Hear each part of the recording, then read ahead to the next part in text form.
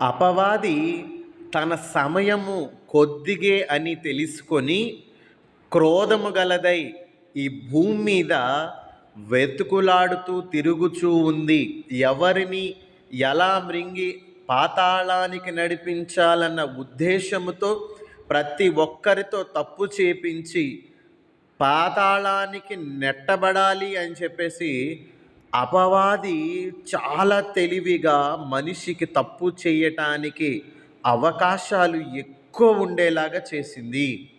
ఈరోజు మనిషి తప్పు చేయటానికి, పాపము చేయటానికి, వ్యభిచారం చేయటానికి, అబద్ధాలు ఆడటానికి, ప్రతిదీ పాపకార్యం ఏదైనా సరే చేయడానికి ఈరోజు మనిషికి చాలా అవకాశాలు, చాలా దారులు కలిగించింది.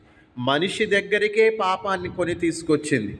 కానీ ఈ రోజుల్లో మనిషి ప్రతి ఒక్కరు కూడా తప్పు చేసే అవకాశం ఉన్నా తప్పు చేయకుండా దేవుని ఆజ్ఞలకు లోబడి దేవుని యందు విశ్వాసము కలిగి ఎవరైతే ఉంటారో వాళ్ళ కోసము నీతి కిరీటము పరలోకములో ఇవ్వబడింది.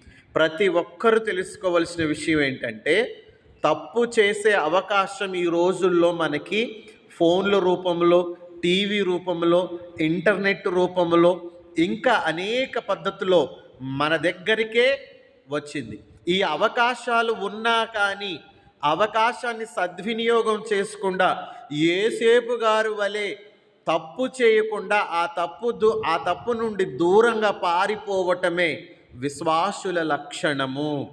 అపవాది చాలా తెలివైనది. ఈ భూమి అంతా కూడా తన అధికారంలో ఉంది. అపవాది నీ చేత తప్పు చేయించడానికే తన పన్నాగాలు అన్నీ.